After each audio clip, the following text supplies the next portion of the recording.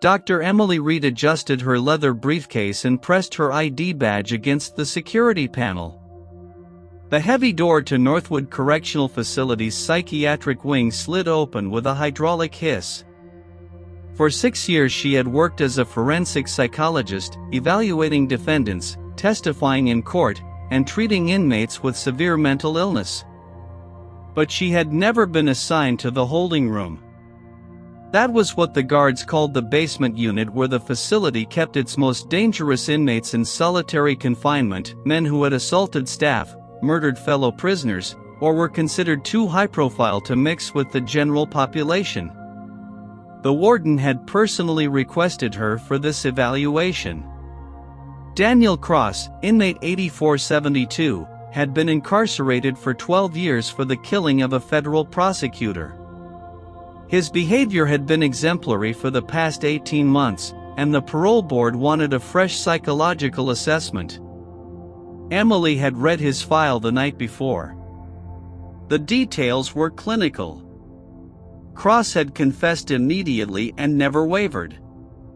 What struck her was his IQ, listed in the superior range, and a note from the previous psychologist that simply said, manipulative tendencies, but cooperative. As she walked down the dim corridor, the smell of antiseptic and cold concrete filled her lungs. A guard named Miller met her outside a reinforced door. He unlocked it and gestured her inside. The room was small, with a bolted-down table and 2 chairs. Daniel Cross sat on the far side, wrists cuffed to a ring on the table. He looked younger than his 43 years, with pale blue eyes and a faint smile. "Dr. Reed," he said softly, "I've been looking forward to meeting you." The first session followed a predictable structure. Emily asked standard questions about his childhood, his time in prison, his understanding of the crime he had committed. Daniel Cross answered each question with the patience of a man who had nothing but time. He described his parents as distant, his education as fragmented, and the killing of the prosecutor as a moment of uncontrollable rage. The words were smooth, rehearsed. Emily noted discrepancies in his timeline, small inconsistencies that suggested he had constructed a narrative rather than recalling a memory. She ended the session after 90 minutes and returned to her office to type her preliminary observations. Over the following week she met with Cross 4 more times. Each session followed the same rhythm: questions, answers, polite smiles. He never raised his voice. But on the 5th session something shifted. He leaned forward slightly and said, "You have a younger sister, don't you?" Emily's fingers tightened around her pen. She had never mentioned her family. Her personal life was not part of any file accessible to inmates. "I don't discuss my private life," she said. Cross tilted his head. "Of course. It's just that you have the same look as my brother's wife. That protective older sibling energy." He let the silence stretch. Then he spoke again. "I didn't kill that prosecutor because I was angry. I killed him because he was about to expose something that would have put a lot of powerful people in prison. And those powerful people made sure I got a life sentence with no possibility of parole."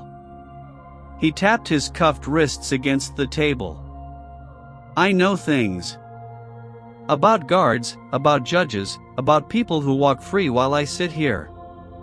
If you're interested in the truth, come back tomorrow." Emily did not sleep well that night.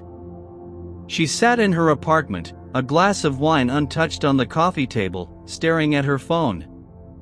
Her sister, Laura, lived 1,000 miles away. Laura had no connection to Emily's work, no reason to be mentioned in any prison file. And yet Daniel Cross had known her name. The following morning Emily requested a meeting with Warden Hartwell. Hartwell was a stout woman with gray hair and the pragmatic efficiency of someone who had spent 30 years in corrections. Cross is playing games, Hartwell said. He's done this before. He finds information, a slip of paper, an overheard conversation, a guard who talks too much, and he uses it. That's why he's in the holding room. Emily pressed for details. Hartwell admitted that Cross had been disciplined multiple times for accessing staff records through bribed guards, though those guards had been fired years ago. He's been clean for 18 months, Hartwell said. That's why the parole board is considering a reduction. Emily returned to the holding room that afternoon. Cross was waiting. You came back, he said. I was worried you might request a transfer. I'm not easily intimidated, Emily said, sitting across from him. Cross nodded slowly. Then you're ready to hear the truth. He spoke for nearly an hour. He named a former state senator, a private prison contractor, and a sitting judge. He described a scheme in which juvenile offenders were deliberately sent to adult facilities to inflate private prison contracts, and the federal prosecutor he had killed was about to issue subpoenas. Cross claimed that his confession had been coerced with a promise of protection for his family, a promise never fulfilled. He gave her a single name, Captain Raymond Doyle, the head of security at Northwood. Emily spent the next 3 days verifying Daniel Cross's claims without alerting anyone at Northwood. She used her personal laptop and public records. The former state senator, Richard Holloway, had resigned from office 9 years ago citing health reasons. 6 months later he became a consultant for a private prison corporation that held contracts with 3 facilities in the state, including Northwood. The sitting judge, Miriam Voss, had presided over a class action lawsuit against that same corporation, a lawsuit that was dismissed on procedural grounds 7 years ago. And Captain Raymond Doyle had indeed been employed at Northwood for 14 years, with a promotion to head of security occurring 6 months after the prosecutor's death. Through a colleague, Emily obtained hotel records showing a room booked under a corporate shell at the time and place Cross had described. She sat in her apartment with the evidence spread across her coffee table and felt the ground shift beneath her. If Cross was telling the truth, the system she had dedicated her life to had been compromised at its core. The next morning she arrived at Northwood early. She intended to assess Captain Doyle's demeanor. But when she entered the administrative wing, Doyle was waiting outside her office. He was a tall man with a scar along his jaw. "Dr. Reed," he said. "I understand you've been spending a lot of time with inmate 8472. He handed her a folded paper. "Read that when you're alone." He walked away. Inside was a photocopy of a signed statement from a former inmate alleging that Emily had smuggled contraband into the facility. It was false, but she understood the warning. Emily sat in her office for nearly an hour, the false accusation burning in her mind. She had 2 options: retreat, request reassignment, and let the system continue, or fight, knowing that a man like Doyle would not stop at a single piece of paper. She thought about Laura, her sister, and the casual way Cross had mentioned her name. She thought about the prosecutor who had died, leaving behind a family that had been told his killer was a lone madman. She folded the paper, placed it in her briefcase, and walked back to the holding room. Cross was not surprised to see her. "Doyle paid you a visit," he said. It was not a question. "He left me a warning," Emily said, sitting down. Cross's expression shifted. "That's how he operates. He creates enough doubt that no one will believe you when you speak." He leaned forward as far as his cuffs would allow. "You have something his previous targets didn't. You have the truth. Not my version of it, the documents, the dates, the transaction records. That's enough to start an inquiry, but to finish it you need someone inside. Someone who can get you the rest of the files Doyle has locked away. And you know where those files are, Emily said. I know everything that happens in this facility, Cross replied. I know which guards can be trusted. I know where Doyle keeps his personal safe and what time he leaves for lunch every Tuesday. I can give you the path to the evidence. Are you willing to walk it? Emily thought about the prosecutor's family, about Laura, about the documents spread across her coffee table. Tell me about Tuesday, she said. The plan Cross outlined was simple in concept but carried risk. Every Tuesday Captain Doyle left the facility for 90 minutes to attend a physical therapy appointment. During that window his office was accessible to anyone with the right clearance, and Cross knew which guard on duty would be willing to look the other way. The guard's name was Marcus Webb, a 20-year veteran who had been passed over for promotion. Cross had cultivated Webb over the years through small favors, legal advice, insights that Webb used in his own family matters, and a promise that if Cross ever got out, Webb would receive a reward. Now Cross instructed Emily to approach Webb directly. Don't threaten him, Cross said. Show him the evidence you already have, and tell him that if he helps, his cooperation will be part of the official record. He wants out. You're giving him away. Emily met Marcus Webb 2 days later in a parking lot outside the facility. He was a heavy-set man with tired eyes and the careful posture of someone who had learned to make himself inconspicuous. She laid the documents on the front seat of his car, the hotel records, the corporate shell, the timeline of promotions. Webb studied them in silence for a long time. When he finally spoke, his voice was rough. You don't know what you're walking into. Then help me, Emily said. Webb gave her the combination to Doyle's safe. He leaves at 1:15. He's back by 2:45. You'll have 80 minutes. Emily took the combination, folded it into her pocket, and drove home with her hands shaking on the steering wheel. Tuesday arrived with gray skies and the low hum of tension that had settled into Emily's bones. She spent the morning in her office, reviewing Cross's file, marking time until 1:15. At exactly 1:10 she heard Doyle's distinctive footsteps in the hallway and the click of the outer door closing behind him. She waited 5 minutes, then walked toward the administrative wing. Marcus Webb was stationed at the security desk near Doyle's office. He did not look at her as she approached, but he pressed a button under the desk that disengaged the electronic lock. Emily slipped inside and closed the door. Doyle's office was impersonal: a metal desk, a computer terminal, a filing cabinet, and a small closet in the corner. She crossed to the closet, knelt, and found the safe bolted to the floor. Her fingers were steady as she dialed the combination Webb had given her. The lock clicked open. Inside were 3 manila folders and a USB drive. Emily pulled out her phone and began photographing every page. The first folder contained payment records, bank transfers from the private prison corporation to Captain Doyle totaling over $200,000 across 8 years. The second folder held correspondence between Doyle and former Senator Holloway detailing the arrangement to suppress internal investigations.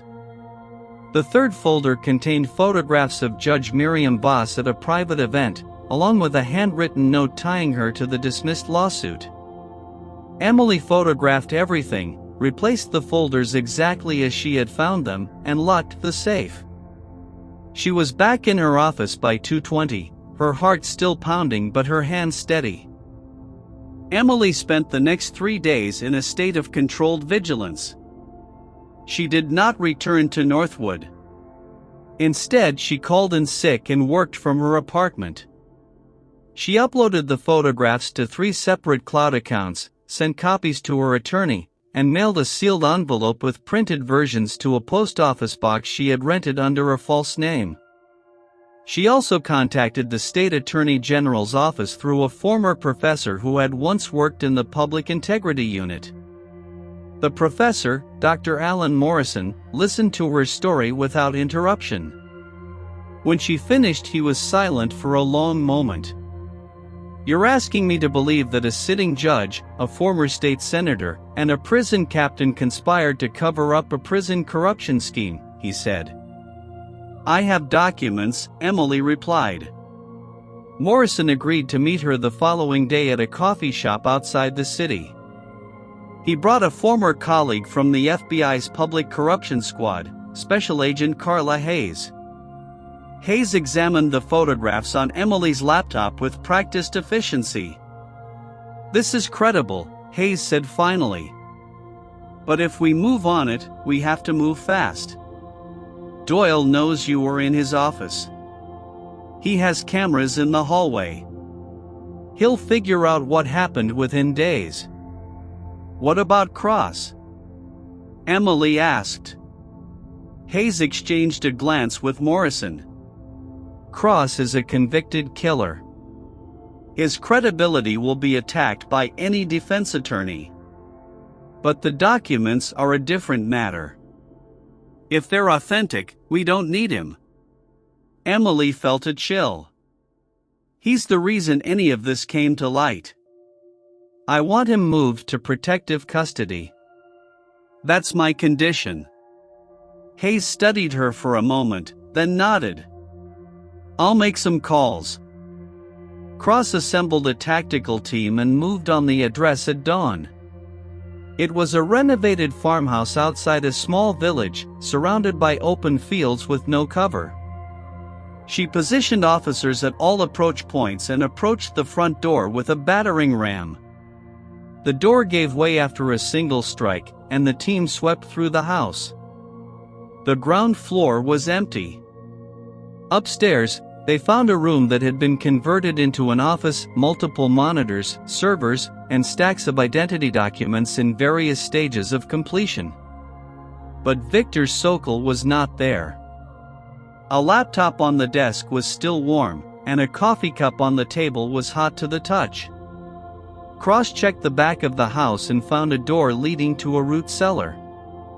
The cellar was empty, but a tunnel dug into the earth extended for 50 meters, emerging behind a hedge line where tire tracks were still fresh. Sokol had escaped minutes before they arrived. Cross stood in the underground office, surrounded by the tools of his trade, and realized that he had been monitoring police communications. The operation was more sophisticated than she had imagined. She ordered a forensic examination of the computers, hoping that Sokol's haste had left behind something he had not intended. The months that followed were a blur of depositions, hearings, and media appearances. Emily was called to testify before a grand jury, where she recounted her sessions with Daniel Cross, the threats from Captain Doyle, and the evidence she had discovered in the safe.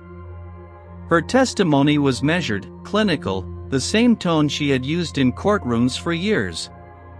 But the weight of it pressed down on her in ways she had not anticipated. She lost clients who did not want to be associated with a controversy. She received anonymous letters accusing her of being a traitor to the system.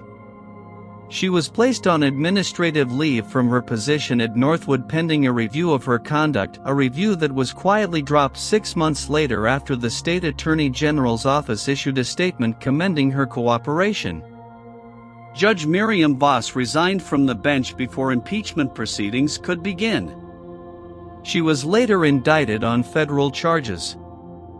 Former Senator Richard Holloway struck a deal with prosecutors, agreeing to testify against his co-conspirators in exchange for a reduced sentence. Captain Raymond Doyle refused to cooperate and was scheduled to stand trial on charges that included bribery, witness tampering, and conspiracy. Throughout it all, Emily kept working. She took a position at a small private practice, seeing patients who had no idea she had been at the center of one of the largest prison corruption scandals in the state's history. She spoke to Laura every Sunday, as she always had, and never mentioned the case. But at night she often replayed the conversations in the holding room, wondering if she had been a hero or a tool. 9 months later, Emily sat in the third row of the federal courthouse as the trial of Captain Raymond Doyle began. The gallery was packed with reporters, law enforcement officers, and families of the victims whose cases had been buried by Doyle's schemes. The prosecution's case was built on the bank records, the correspondence, the testimony of Marcus Webb, and the photographs Emily had taken from the safe. They also called a parade of witnesses who had been silenced for years, former inmates who had been mistreated, former guards who had been fired for asking questions, and the widow of the federal prosecutor Daniel Cross had killed. She testified for 30 minutes, her voice steady as she described the morning her husband left for work and never came home. When she finished, the courtroom was silent. Doyle's defense attorney argued that his client had been a middle manager who had followed orders from superiors now dead or retired. The strategy was thin. After 3 days of deliberation, the jury returned a verdict, guilty on all counts. Doyle was sentenced to 25 years in federal prison. Emily left the courthouse before the sentencing hearing, walking through rain without an umbrella. She felt no satisfaction, no sense of closure. She felt the same hollow exhaustion she had felt after every difficult case, the knowledge that justice was never clean, never complete, always leaving someone behind.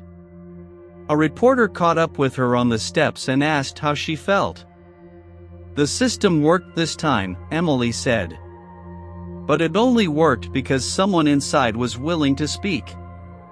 I hope we remember that." A year after the trial, Emily received a call from the federal facility where Daniel Cross was being held. A caseworker informed her that Cross had requested to see her. He was allowed 1 non-contact visit per quarter, and he had used his last 3 requests for his attorney. This was the first time he had asked for anyone else. Emily drove to the facility on a Saturday morning. The visiting room was clean and brightly lit, with thick glass separating visitors from inmates. Cross was already seated on the other side when she arrived. He looked older, thinner, his hair now streaked with gray, but his eyes were the same pale blue. He picked up the phone on his side of the glass, and Emily did the same.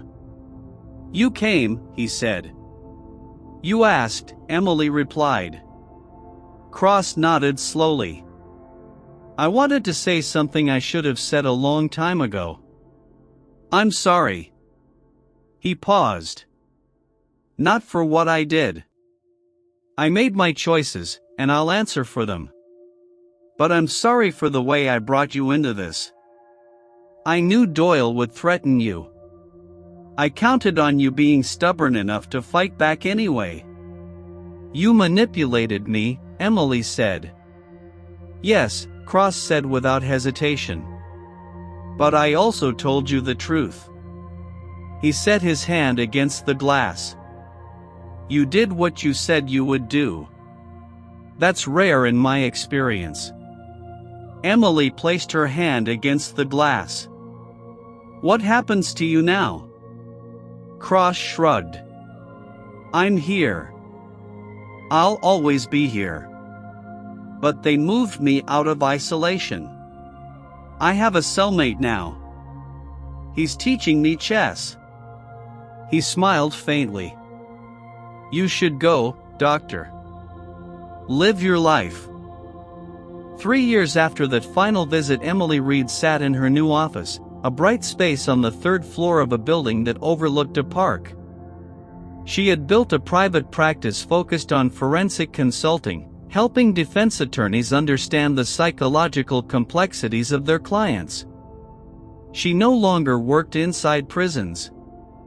She had married a quiet, patient historian, and they had a small house with a garden. On weekends she planted vegetables and pretended not to notice when the neighborhood cats dug them up. The scandal at Northwood had faded from the headlines. Judge Voss was serving her sentence at a minimum security facility. Senator Holloway had died of a heart attack 2 years into his probation. Captain Doyle remained in federal prison, his appeals exhausted. And Daniel Cross continued to serve his life sentence without parole. Emily thought about him sometimes, usually late at night when sleep eluded her. She had honored his request. She had not written, had not visited. She had lived her life. But she had kept his letter folded inside her briefcase, next to the false accusation from Captain Doyle. One afternoon she received a package in the mail.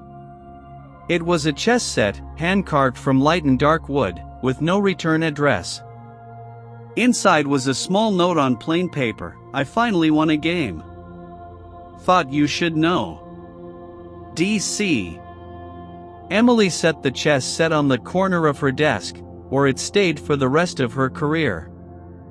She never played a game with it. But she kept it there, a quiet testament to the truth she had uncovered in the holding room, that justice was never simple, that redemption was rarely complete, and that even in the darkest places a single person could choose to speak. She had made that choice. And she would spend the rest of her life making sure it mattered.